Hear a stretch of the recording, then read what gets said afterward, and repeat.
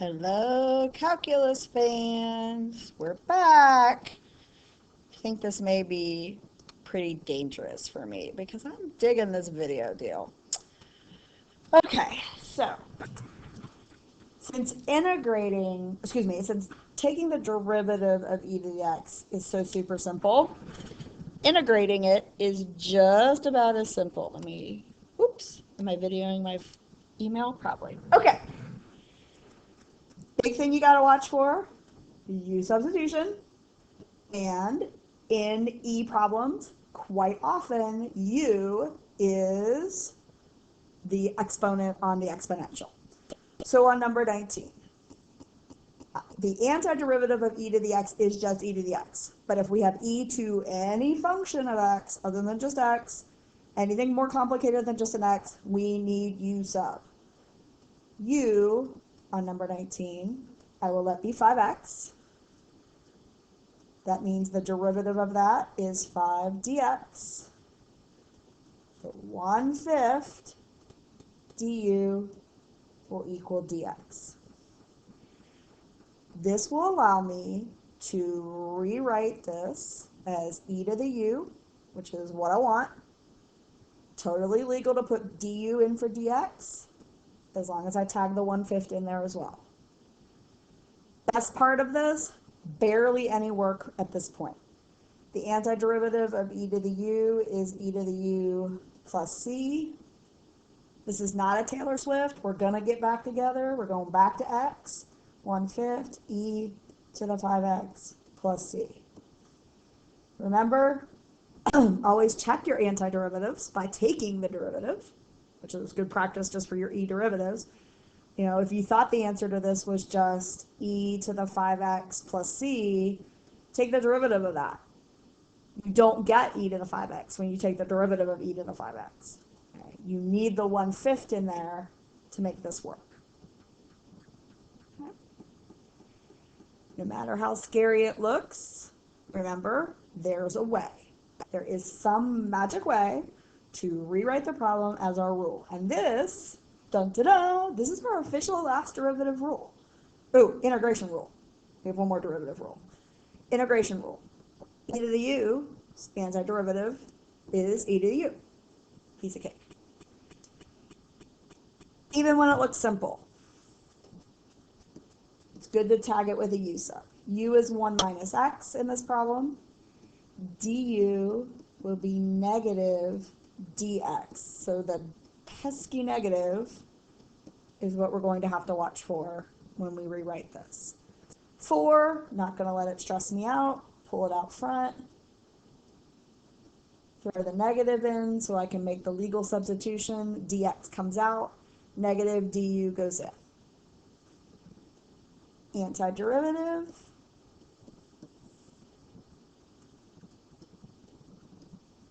Back to x.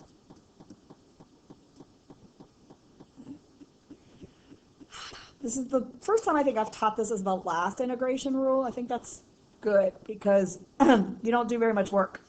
And so you start getting used to it, you integrate something and it doesn't change. This is the only function that happens with. So don't get used to it too much because, you know, once we write this u substitution step, there's usually a lot more to do to get your antiderivative. You usually are looking for a match with a rule, but this rule is such a pretty fun rule. Okay.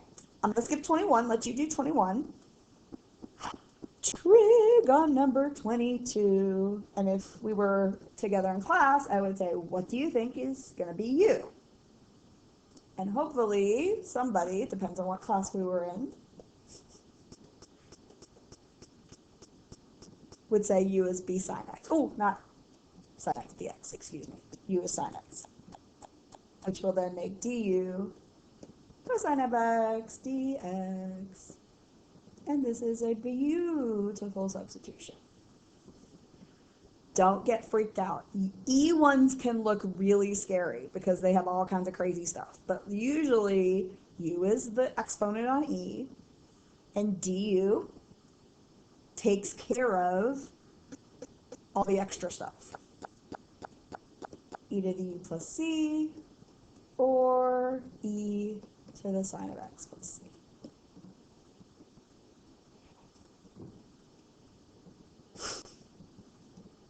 All right, so a few of the things that we might, no, okay, we're gonna be all right. I was thinking if some of you guys in second and fourth period, but no, I think we're gonna be good. Okay, leave 23 for you to do and check. 24, this is where I was thinking we might be fifth periods at a little bit of an advantage here. Split this apart. Okay.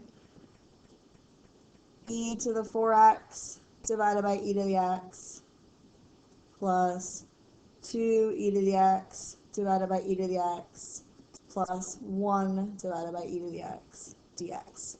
Split apart and simplify a little bit. Individual terms, much easier to do the antiderivative for than products and quotients. So a quotient like this, we've got to attack it some way.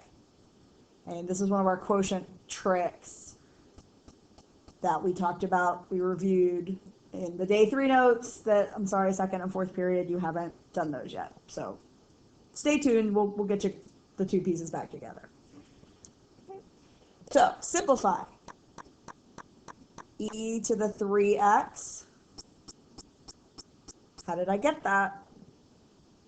I subtracted the exponents, right? If we're doing something, so you can't help it, I gotta go over here.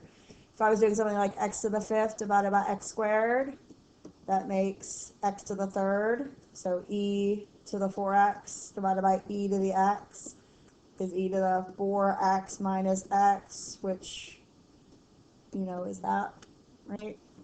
Okay. Just a little pause there. Okay. This is going to be 2. And here is a new one. 1 over e to the x. E to the negative x. Now, I have not taken the antiderivative yet. I have just rewritten this thing. Okay. I'm going to do an antiderivative now of 3 different pieces on number 24. Clearly, I'm not any better at finding my grabby tool than I am in class. You'd think that would be the thing I would know where it was. Screen capture toolbar. And here's screen capture toolbar. Screen capture toolbar. Okay. It's always right there. So, lots of little integrals.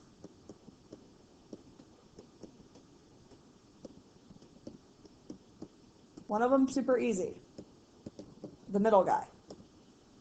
Right? Antiderivative for 2 is 2 to the 2x. 2 to the x. This is a good one to memorize. Negative e to the negative x. Okay, we can go through a u substitution to show why that is, but that's actually just a good one to memorize. Like e to the antiderivative of e to the x is e to the x. The antiderivative of e to the negative x is negative e to the negative x. We're going to need a plus c.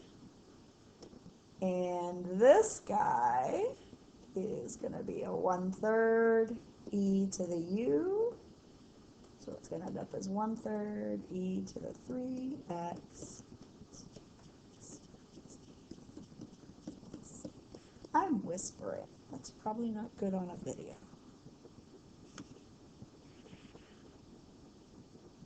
Like all of our integration problems, it's going to take you some time to get comfortable.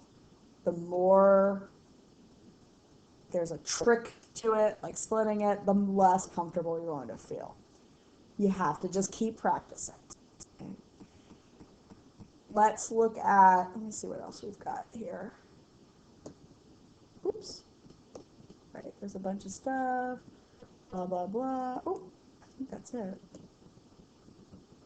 Ooh, acceleration. Okay. So tell you what, let's do this. Let's do, I know I'm acting like we don't have forever, but I know you don't want to watch a video forever. If you could pick one I know you would pick 27. So let's pick 27. Actually, let's do 26 and 27 as two good examples. Then we'll see what else we might want to do to kind of make sure you've got enough pieces to look at. All right, here's 26. This is a different look for us. If u is x, this doesn't do very much. I've got a quotient. So I got to go into my quotient tricks. U, check out this. If I let u be 4 minus e to the x, then du would be negative e to the x dx. So negative du would be e to the x dx, which makes me super happy because e to the x dx, e to the x dx.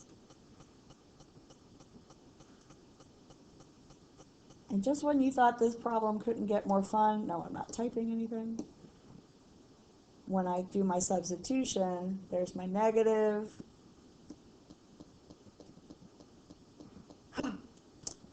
Yeah, say it isn't so. It's a natural log. Oh my God, could you just die? Isn't that just the coolest thing ever? This is why nobody would pay for these videos, because I'm a goober. Derivative, or excuse me, antiderivative of 1 over u du is the natural log of the absolute value of u plus c. So this is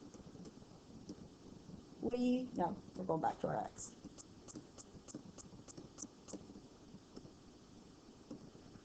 Oh, such a fun problem. Just because there's e's in there doesn't mean that our antiderivative work is going to focus around u being the exponent on the e. They can do all kinds of different things. 27.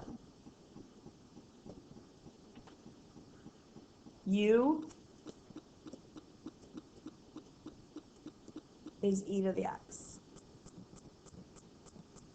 Now, if I were you, that was too funny. No, but seriously, this is what I would do. I would pause this, try to rewrite this yourself, and then start again and see if you get it right. Are you doing it? Are you pausing? You're probably not. All right.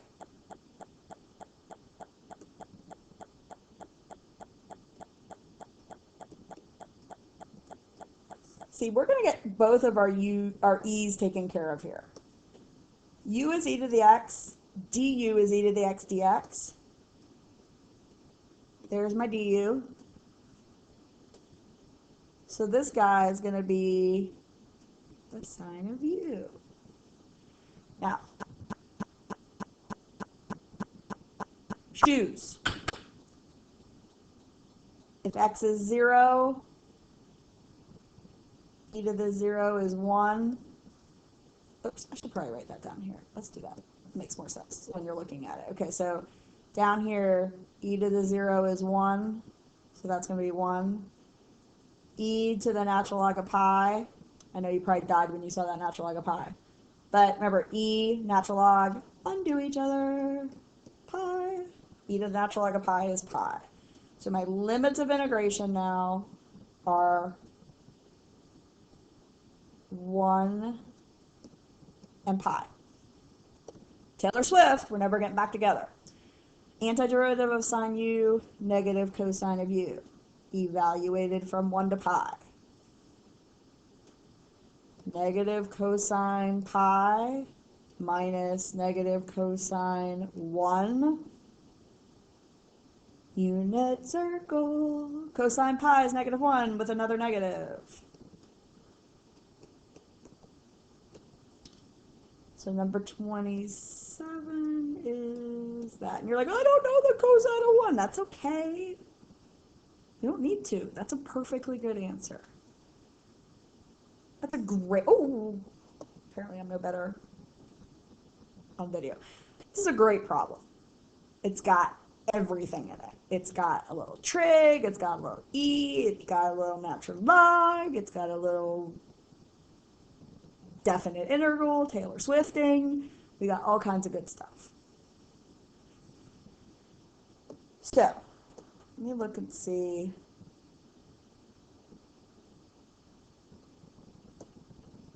I think this is the end, and then that's that one. Okay. So, I want to let you do more yourself. Once again, watching me do a million problems isn't really necessary. You've seen some of the fun parts, all the fun parts. Just like with the derivative video and the derivative problems, I'm going to post a key and leave a key. So a key will the key be here? I'll email me the key. So anyway, key will be accessible for you to check answers, and we will definitely talk some more about this when I see you prior to you dealing with these issues on your quiz. Okay? Hope you were okay following this. Have a great rest of the day.